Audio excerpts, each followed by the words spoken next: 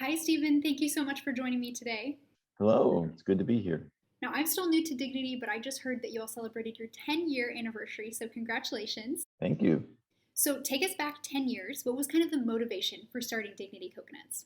Well, I probably would have to go back a little further than 10 years, just to say that the motivation behind it was really something that was there for a long, long time. I started out in nonprofit work internationally, and that motivation was centered, I think, really in Jesus' call to love our neighbor and practical ways to do that. Our co-founder, Don Biker, and I probably got triggered into the specifics of dignity close to that 10 years ago when we were doing work among people who were caught up in sex trafficking worldwide. And we felt that there had to be a more powerful way to deal with that. And that led us into the concept of dignity, which really is business enterprise maximized for transforming communities. So the motivation, I think, was just love of God for the world and wanting to express that in practical ways. So, why did you decide to take the risk and start Dignity? It wasn't such a big risk conceptually because we were really convinced that business enterprise was the huge underutilized tool worldwide for helping people. So the idea of a business getting down deep into the community, helping people with not only jobs and economically, but all of the side benefits of a business in a community that was very intentional. It wasn't a huge risk. Investors may not have seen it that way because we were going to a very, very poor place without roads, without communication. There was no cell towers, there was no electricity. Everything that made logistics for a business happen were absent. And that's why it was so poor. That's why it was largely cut off from the global economic pathways. We were more focused on the benefit to the community than on the risk. So it seems maybe the riskiness of it was we thought more about later. So, how have you seen your vision come to life in the last decade? Oh my, I'm really thankful to God for all that's happened in it. And in many ways, it wasn't our expertise. And I'm really thankful for those people who did, as you say, take the risk with us. We have seen a business start that is viable, and we have seen that impact hundreds, probably thousands of families in our community. But for instance, when we went there to start, there were no roads. There were dirt roads that became mud roads during the rainy season. And the absence of electricity and communication was just left people in a very poor rural environment. Today, there's a 2.5 lane wide concrete road for 35 miles. And that was largely because we were the first substantial business to come into that community. We were the first big customer to go to the electric company and say, why don't you bring electric away? We will be a paying monthly participant. And now there's electricity. We used to come drive in darkness at night, and now you come through the villages, there's all these streetlights down through. And with the roads and the electricity and cell towers and internet that we brought in, come all the other things. Buses, a simple thing like 8, 9, 10 buses a day back and forth opens things up. People can go out to the city, which was 2.5 hours a day, now an hour and a half, and they can participate in banking and shopping, education, and go to college and take courses and so on and so forth. So we've seen a lot happen in dignity over these 10 plus years, that it goes beyond the immediate people we employ and that are part of our company. That is amazing. It seems like the scale of the impact of the business has truly been incredible. What can you tell me about the impact of the people who are actually in the Philippines on the ground working with Dignity? Yeah, well, we have a factory producing coconut product. Our primary commodity that we export to North America is virgin coconut oil, and it's a premium, supremely marvelous quality product. But to do that, we have a factory, a plant there, several buildings on a large campus, and we employ directly just under 100 people to work in the factory, and then another 160 farming families that we have helped them gain organic certification. It takes a year and a half training. We pay the fees for the certificate, and that really gives them access for their product to be utilized. They can sell it at a higher price than just simply the copra product. So the families have benefited directly just with the income. The little things like in the Philippines, for kids to go to school, they have to pay for their uniform and supplies. The individual does. These families, by and large, could not afford that. So you have children now able to go to school. You have people able to get a motorbike or even a car. Some of the people who've gone through our training have gone on to start their own businesses in terms of medical outreach to them. We hold several medical weekends a year, etc. So there's a direct benefit of working in the company, and there's the extended benefits of holding trainings and developmental work in the community. So we've seen a lot happen. So you mentioned earlier that part of the motivation for starting Dignity Coconuts was actually to fight sex trafficking. What can you tell me about the connection between that and the people who are working in the Philippines? Well, I think the community we chose, that it was a very difficult place to start. And that's why we went there. The places where things are easier, there already are companies and jobs and opportunity and mobility. What a lot of people don't understand about sex trafficking is we think of it as a kind of a moral issue or a choice to do a certain kind of profession. And unfortunately, people watch the movie Pretty Woman and think, oh, this is actually wonderful. It's not. It's a horrible choice that families make because of extreme poverty for the most part. So that issue of poverty that drives families to make choices they would prefer not to, such as sending their kids away for jobs into the city or even overseas, that issue is front and center. Poverty driving people to leave their community to get an alternative place often takes them down dark roads to things that get them trapped. But even if it doesn't, it takes them to choices that pull them away from family and the best of the community away from the community. So it seems like in the last few years, the idea of social enterprise has really become very popular among businesses. What can you tell me about Dignity's difference in that? Well, Dignity was founded with transforming the community, motivation as the core of the business.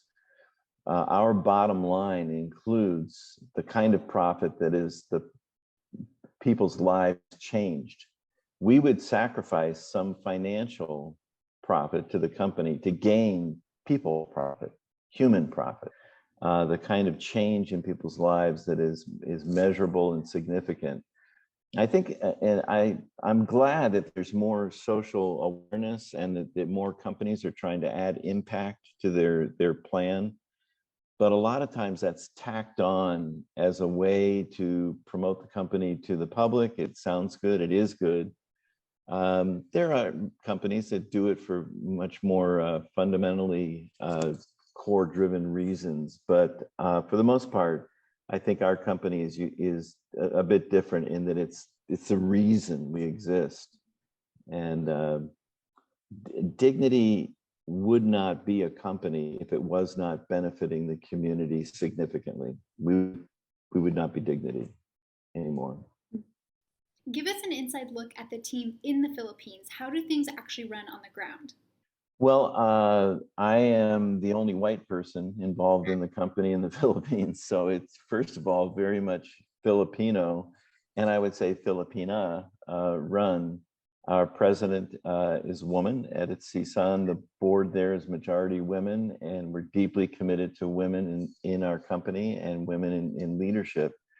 So I would be a bit of an anomaly, but our team would look like the executive leadership is in Manila, and then a 14-hour drive away down the coast is the site. And on site, we have a plant manager and departments that run most like any company would. Um, and that team, it starts every day with a team meeting, leaders. There are 8 on they call it the core team. And the day begins with people punching a clock, which when we started the company, nobody even knew what that was, what it meant to work hours and be paid per hour and all of that. We have training every morning. So it could be household personal finances, could be civics and government. It could be moral issues and family life and how to be a good father, a good mother. That training is sometimes specific to the roles that they have on the line. We teach that stuff to employees as part of our training program. We believe in the whole development of people. By the end of the day, hopefully we've produced about 1 to 2,500 jars of coconut oil that are palletized and getting ready to ship. That would be what a day looks like. One other piece that people would be interested to know is just we head off with our truck and pick up coconut from farmers all around us. So a lot of our work is they would call it hauling of coconut back and forth and for the productions. It's fun to watch. That is really cool. So it seems like even on top of just the day to day jobs, you all are doing so much to help transform these communities from the inside out. And I saw on your website that you all did a lot of incredible work during the pandemic to help this community. Repaired 336 homes, packed 141 food boxes, planted 2,500 coconut saplings, and distributed 250,000 pounds of rice house to house to more than 2,200 families. What can you tell me about what that season was like for you all? Well, that for many people around the world, the whole pandemic was just a nightmare. And in the Philippines, they chose a course of action that was extraordinarily strict. Around the Philippines, you weren't allowed to go more than 400 or 500 yards from your house, period. And so we were having great difficulty. Well, we were able to do some production. However, the need became critical. In our area, people were hungry. I mean, it was really, really serious. So we responded as best we could. We raised enough funds to hold 4 major distributions of food and other items, as you mentioned. And just to repeat, those 4 totaled about just under 250,000 pounds of rice. Interestingly, we had trouble distributing it because we're not allowed to be in contact with people. Our team figured out a way was to put a chair outside each house, and that people would leave a plastic chair outside, and we brought their bag of food and other things and left it. So that was a blessing to the community. We also had several days where we paid all of our employees as if they had come to work. And so we brought them together 6 feet apart. We set up about 150 chairs out on our concrete driveway at our plant and would hold a training for no more than 20 minutes at a time. So you have these photos of all these chairs set up and people sitting, and then we would pay them for a day's wage, just so they had a little something to spend in addition to whatever else we did. It was a time of doing the best we could to love and care about the people in our community. They're more than workers. They're our neighbor. That is a beautiful way to put that. And it just seems like Dignity has done so much to transform these communities. And so, as you look ahead now, what are your dreams for Dignity's future? I feel humbled by the reality that we've only done a little bit. Dignity is a relatively small company, and we're doing a lot with a little, but we could do a lot more. And right in our community, I'd really like to see us doing a better job of extending our training. We have helped people with outside of our company. We've involved people in our training programs, but we've opened up things like getting your driver's license. So we have 2 of our staff on Saturdays are available to help people learn to drive in our internal driveway and parking lot. So if they smash something, it's ours. But helping our engineers to get licensed with the government, get an official electrical engineering license or plumbing or whatever it is. We've seen a huge impact in education. We teach people that education is crucial, and they want to do that. The Filipino people are incredibly industrious and incredibly responsible and resourceful and loving, and it's just a remarkable culture. We do try and help people take advantage of the increasing opportunities they have. And I can tell you, when we came to our area, we did a survey, and 35% of our community registered that they had finished a high school education. That's now up to 53% of our community. When we were there, less than 2% had a college degree of any kind, and now it's over 6%. So that's something I'd really like to see in the future. I'd like to see a rising number of the young people gain not only a high school degree, but a college degree and beyond. We had our first graduate from engineering master's degree from the kids that were there when we first came. So I'd like to see a significant change in the education achievements and a lot of other things in the community. We're in the middle of a water project. It's a big deal, complicated, but we're just trying to bring water resource from the mountains to the village. Want to finish that and get purified, clean water to the 2 villages on either side of our plant. We really want to build a clinic with a pharmacy that's 24 hours, so people don't have to drive an hour to get medical help. Yeah, we have a lot of dreams, but perhaps our biggest dream is to go beyond the community we're in. And we call these places a community transformation plant, CTP. We'd like to see a CTP in this location number 2, 3, 10, 20. Just constantly are thinking about places like Myanmar, Somalia, Laos, that would, I think, benefit from Dignity coming to town. That is amazing. I'm so excited to see where Dignity is headed, especially with its growth and potential expansions. Thank you so much for joining me here today, and congratulations again on such a big milestone. Thank you. And you can come and visit us anytime. We have a guest house that we use to accommodate people who just like to come and be blessed and be a blessing.